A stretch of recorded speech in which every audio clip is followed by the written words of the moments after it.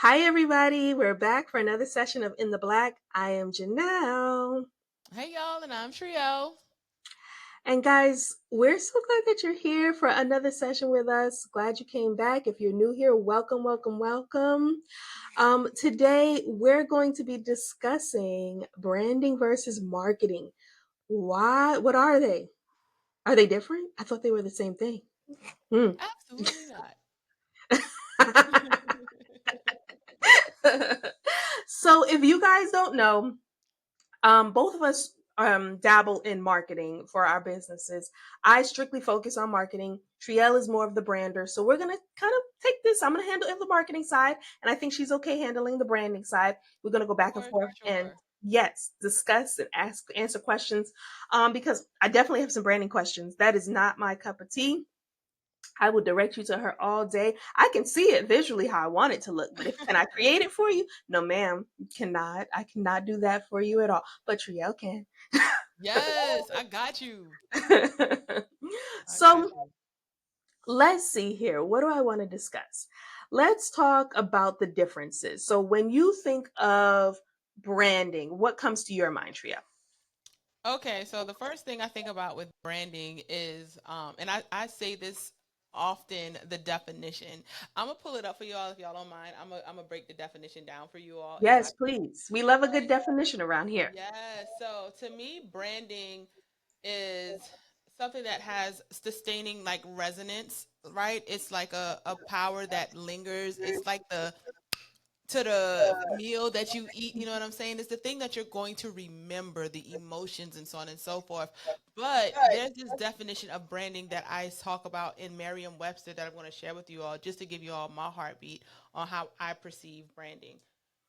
Merriam-Webster, please. Okay. So branding, according to Merriam-Webster, well, and let's just do a brand. So, according to Webster, a brand is a mark made by burning with a hot iron to attest manufacturer or quality or to designate ownership. So when it comes down to branding, I'm thinking, that hot iron, that burning is the fire, the passion, the heart, the cry, the late nights and early mornings that you are in building your brand. It's like literally being tried by fire. And to attest the manufacturer quality or the quality is your signature, like the energy that you're going to be or into branding is to signify the quality and the ownership of your product, of your service, of your entity that you are creating.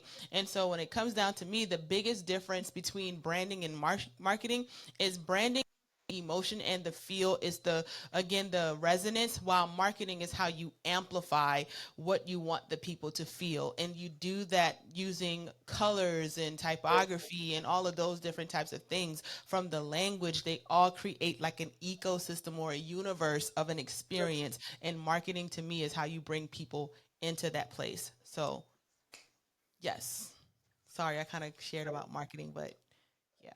No, it's good. It's good. I was going to say that, yeah, my simplified brain, if I was to explain this to my 9-year-old, I would say that branding is the logos, the design, the colors, and marketing is what brings people to see the logo, the design, the colors.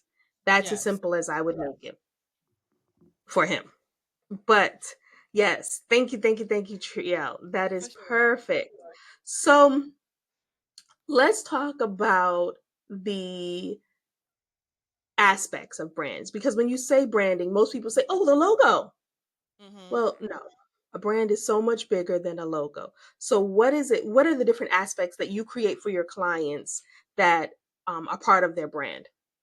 So one of the things are a mood board first and foremost. So before we even get into the coloring and the typography, we want to figure out like the emotion. How do people feel? How do you want your clients to feel? What is the experience? And so for me, that aspect of the mood board is like the interior design to digital design. And then we start working and developing their logo. They go through like a brand brief and stuff so we can extract like the right keywords and everything. And then we'll design that logo. That's when we'll either do like something with typography, just depending on the brand. So then the logo comes. But we just don't give them a logo. We have to give them a brand sheet as well. The brand sheet is like the logos, the brand sheet and the brand guideline would be like where your swatch colors, your hex colors, the actual code, the Pantone colors. You'll have the way to use the typography, how to use the logo, how not to use the logo. And it's going to be like the key file that you will give to your graphic designer that you may hire, web designer, or the contractor who you may be contracting out for a certain project. So that is going to be a key file when it comes to the brand guideline. It'll also consist of the tone, how to speak, how to write, how what is the language, so on and so forth. So again, when you're giving this to someone else, they can take it and run with it. They'll know it instead of trying to figure it out. So no is not just a logo, it's also the feel, the emotions, and then all of the digital assets in between to make sure that you're successful in your journey to um, promoting and amplifying your brand. I love that. I love that. So on the flip side, I would say that the marketing is the strategies that we were talking about on last session, where okay, maybe we're doing digital marketing, right? Maybe we're doing social media, web marketing, or maybe we're doing physical marketing where we're sending out mailers out in the mail. What Yeah. type of marketing would you plan on doing? A lot of people typically think of digital marketing these days. They're like, okay, I'm going to build an email list. I'm going to have followers. I'm going to get likes. I'm going to get sales through the marketing. And most people tie marketing and sales together. They don't Yeah. go together. Just an FYI for you. Mm, Hopefully, when you do marketing, you get sales, yes, yep. but it's more about building brand awareness. That brand that Triel was just talking about, it's about people knowing what the brand is, who the brand is, and what it stands for. That's what marketing does. And maybe if they love and resonate with your brand, they will buy. Yes. So it all ties together. So we start with a brand, then we have marketing, and then we get sales. They are not the same thing, everybody. Just an FYI. Write that down. And so I see how branding and marketing, how they complement one another so well, even though they're not the same as well. I feel like marketing is all about identify. Like I want to see me in whatever is being promoted or thrown at me, however I'm consuming that. And then from Hmm. a branding perspective is this is like, no, I want my audience to feel this. I want them to know that. So I'm going to choose this color. I'm going to make sure I post it or develop it that looks something like this so they can automatically have that connection to it and so on and so forth. So the branding is going to be able to help establish the connection, and the marketing is going to be able on the opposite end, like I feel you, I hear you, I need it now, I need it Right. now. And so two examples I like to use is like the brand Red Bull, right?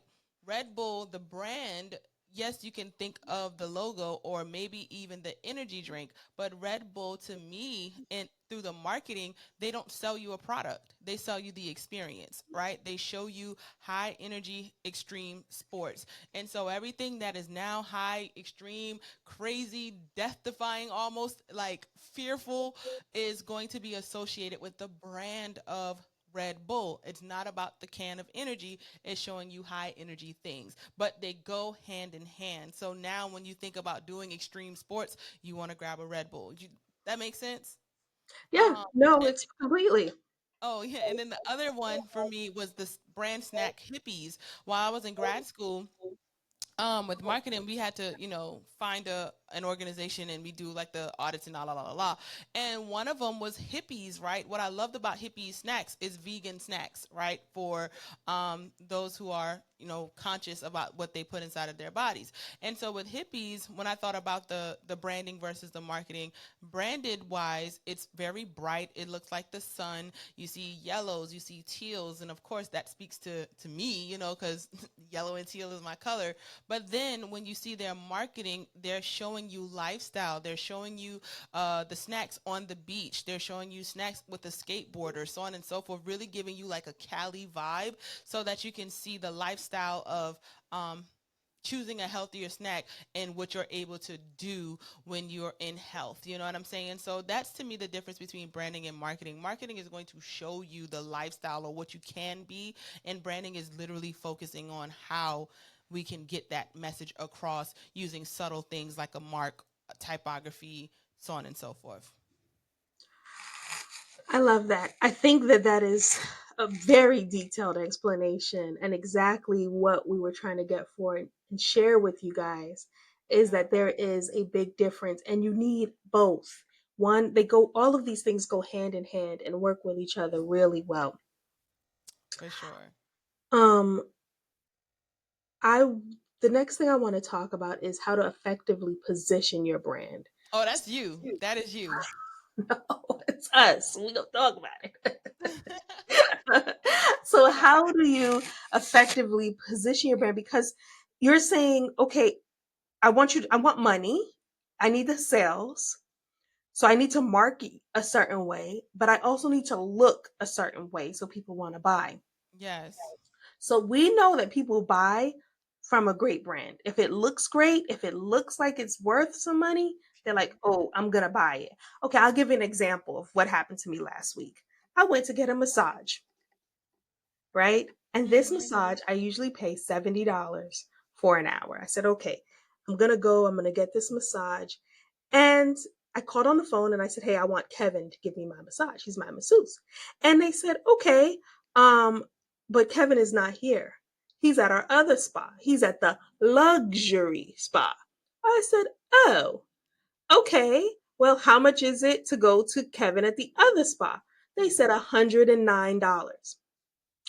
So for the same person, the same masseuse, it was $70 at my normal space, which is a nice, clean, normal Yeah. space, versus going to the luxury spa for $109. Yes. That is the power of branding. Because they branded it, they positioned themselves as a luxury spa. They were able to charge $40 more per hour Mm. for the same person to give me a massage. So, Wow. how do you want to position and brand yourself? For sure. Hold on. Sidebar. When you were saying Kevin, and then you said Kevin's not here. I'm sorry. I went straight to Home Alone. Give this to Kevin. Give this to Kevin. Kevin's Where's not here. Kevin?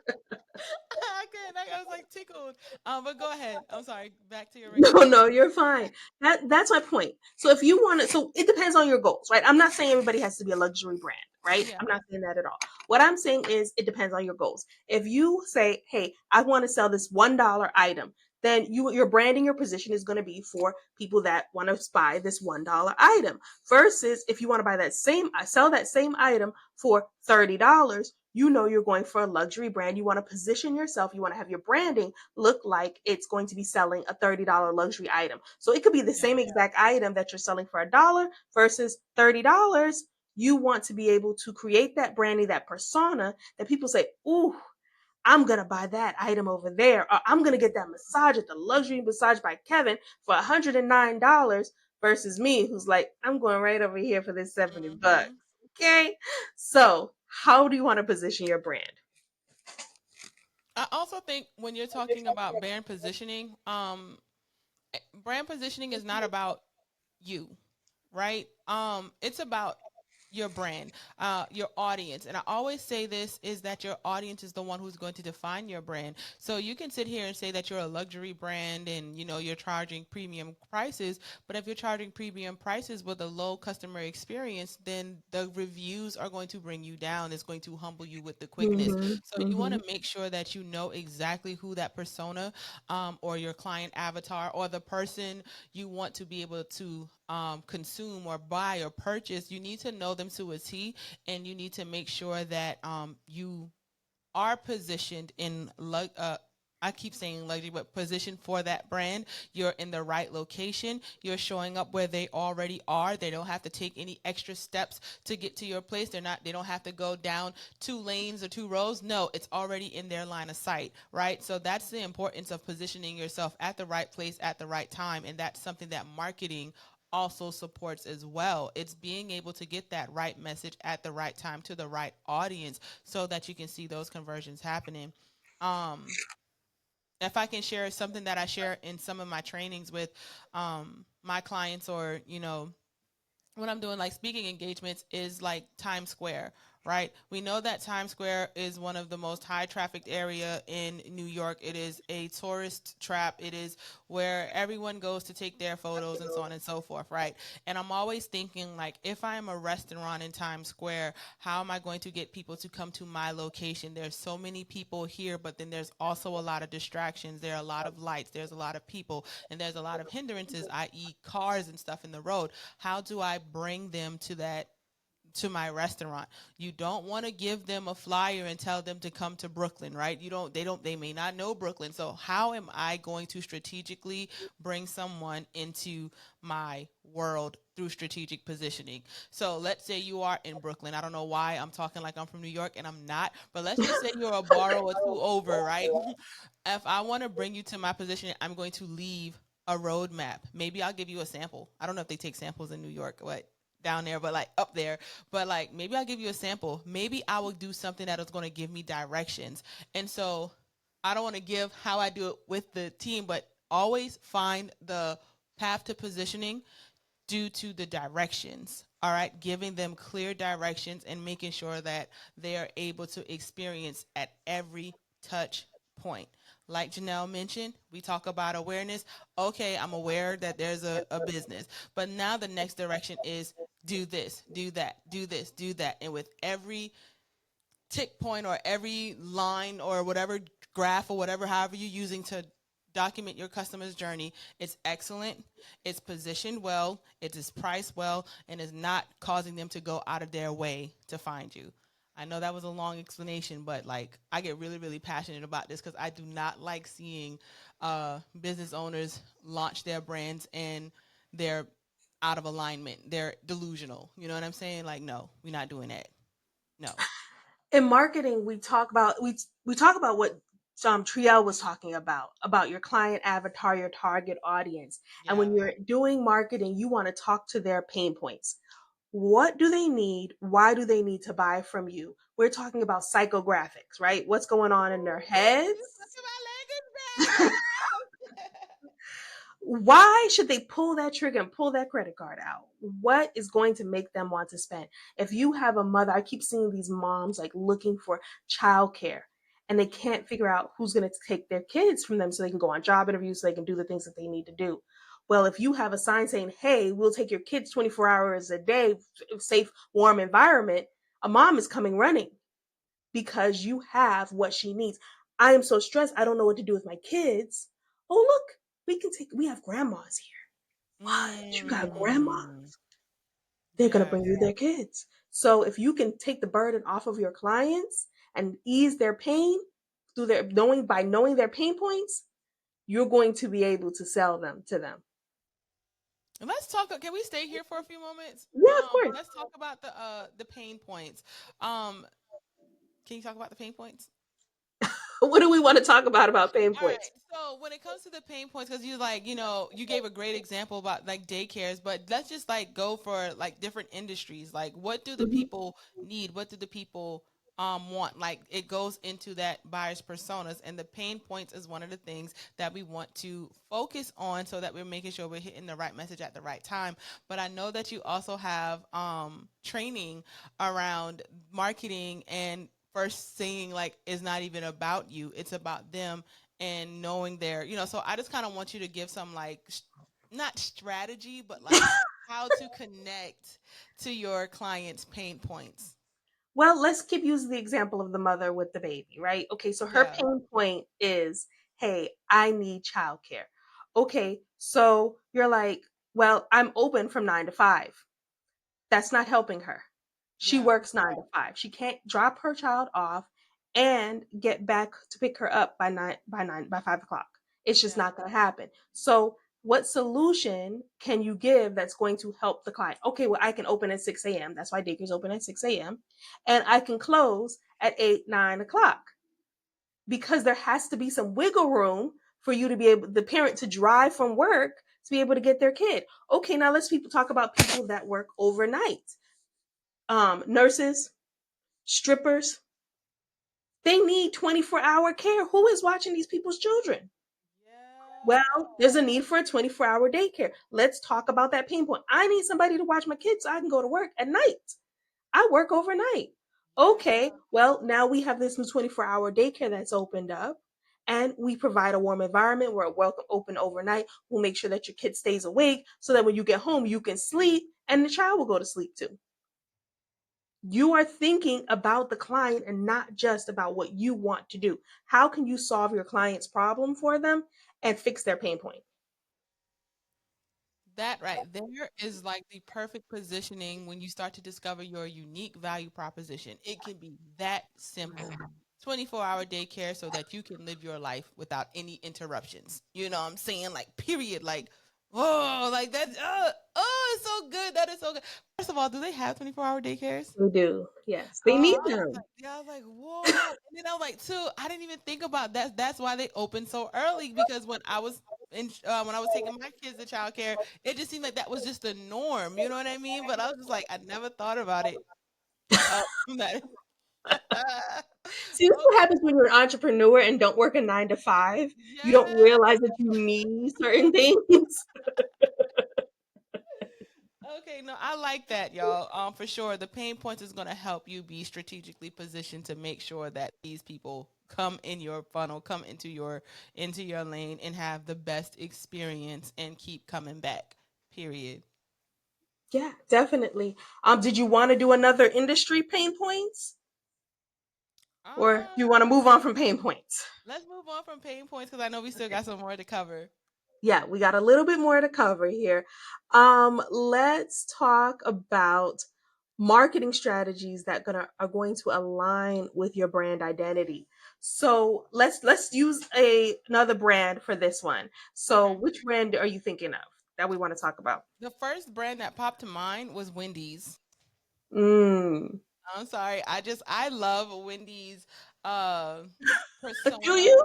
No, not Oh, the even persona. not Oh, yes, no, the they're persona. hilarious. They're Yes, they're yes, so hilarious. Like their tone on socials are so because they got beef with everybody. Like oh, yes. that's so good. So they got beef with everybody. Literally, they have beef with everyone. And so I feel like one of the great marketing and brand related is we know Wendy's the brand. We know the cute little redhead girl, whatever, woo with the mom on the collar. However, how we experience them, and especially in the digital world, is that they're very rude. They're very like again, uh, straight point to the period. They don't care if they hurt your feelings, and that brings so much like traction to their establishment. You know what I'm saying? So that's Hmm. what I thought. Like just from a branding perspective and a marketing perspective, their marketing doesn't change their brand. It doesn't change the food. It doesn't change their menu. It doesn't change, what you are familiar with or have been accustomed to for all of these years. But the marketing aspects is like very, very funny. It's very now. It's very culture, and it keeps them engaged. So that's the only thing I thought about when you said Wendy's. I mean, when you asked that question. I think that Wendy's is able to stay relevant because of their social media. And it's interesting because I don't really feel like when I go into Wendy's or if I eat Wendy's that the brand persona that I see online matches the Mm-hmm. Wendy's that I think about. But they Yep. have been able to evolve because do you remember back in the day they used to have Wendy's parties? I'm aging myself right now, but do you remember that? No. No, they used to have birthday parties at Wendy's, just like they used to have birthday parties at Burger McDonald's. King. Yeah. Oh Yes, yes. yes, Yes. yes. So Because that's of my memory of Wendy's, right? mm-hmm. But now we've got this cheeky little girl online who is just running her mouth, talking mess, and they sell beef and have beef, right? Yes.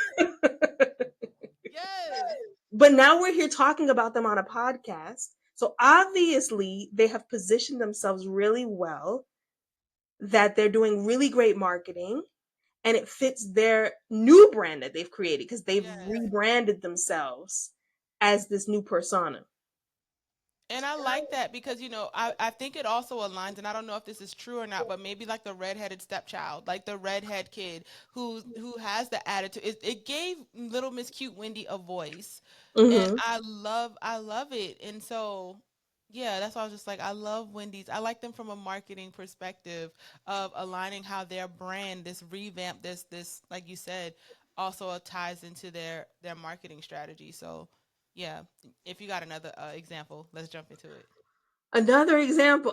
Do I have one? Let me think quickly. Marketing strategies that align with your brand. I think let's go with one that is the same as what you would expect. Mm-hmm. Um, no, let's stay with fast food. So let's talk McDonald's now because I feel like their marketing has stayed the same through time. Let's Mm-hmm. look at the marketing they've been doing recently with the nostalgia. They've been bringing back our friends from our childhood, Yeah. and everybody's eating it up. It's on eBay like crazy. People are fighting over these things, whatever they are, the little dolls or toys or whatever, the Yeah. Happy Meal toys.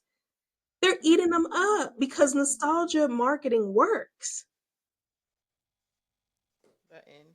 Button. Listen, I just had this conversation with someone else the other day about nostalgia marketing and how we have to be careful because not everyone had a good background or had a good childhood, and they're bringing those things back. But then you have a good toy that you remember. Oh my God, it's Hmm. really playing on the '90s, like real talk. The '90s, late '80s, early '90s. They're really coming for us, and we are sucking all of this up. We got the money now. We're getting to the point that the Yeah, millennials have the money. cause we Yes, loving it. yeah. Yes, I see what you did there. I see Yes, what you did. yes. No, but you're absolutely right. McDonald's has been the most consistent brand. You're going to see Hmm. the yellow and the red. You're going to see the golden arch. When you see that M standing sky high in the car, your kids are going to say, "Mommy, can I have a Happy Meal?" And yes, I do want my little fries now in the apple slices too. You know what I mean? Hmm. Like we are Hmm. going to play on that. Yes. McDonald's is that fast food restaurant for real that Yeah. has aligned their marketing, and now that you can see them kind of also do like the little collaborations and all of that kind of stuff just to kind of stay on trend, but they're not changing their identity. They're not changing. They're not creating a new formula or any of that kind of stuff. You're going to get the same McDonald's and still be able to stay with the same experience. And now that they're bringing our experiences back, yeah, they doing that. They are doing that for So sure. what I just heard Triel said is stay true to who you are, who you decided that your brand is. Stay true to it, right? Figure out your identity and then pick up lane and stay with it. If you're known for these colors, this feeling, this nostalgia, then stay true to it. Don't Yeah. switch things up on people like, who was that again? I don't remember that Uh, brand. was that Pepsi that did that? They tried to update their logo or something, and they had to take it back. I think so. Somebody, there's all Yeah, kind of I brands that remember do it. that. Yeah, yeah, And yeah, then they have to like, people will like protest the yeah. change. Like, what is this? What are you doing? Like, why are you Hmm. messing with our? Yeah, because people again, the reason why consistency works, especially in the branding and the marketing when they're interwoven really, really well. people get comfortable. They get Mm-hmm. comfortable. It establishes trust for Mm-hmm. sure. And so that's why you want to have a successful marketing, a marketing team, but also like someone who understands the colors, the feels, the psychology of the colors that you choose, and the mood and which typography you want to provoke this type of emotion. It's really a lot of psychology that goes into the branding and the marketing, so that we can continue to establish brand trust and loyalty at the end of the day, so that we can keep them clients coming in recurring. Point blank. That kind of ties into, and I'm going to kind of wrap this with this before we get into power plays real quickly, into what we said last session. Pull your money back, save some money that you're making through your business so that you can hire the people that you need to hire Mm-hmm. for your marketing, your branding, your coaching, whatever that you need to take your business to the next level. Because remember, the money that you invest in yourself, you're going to reap the rewards tenfold.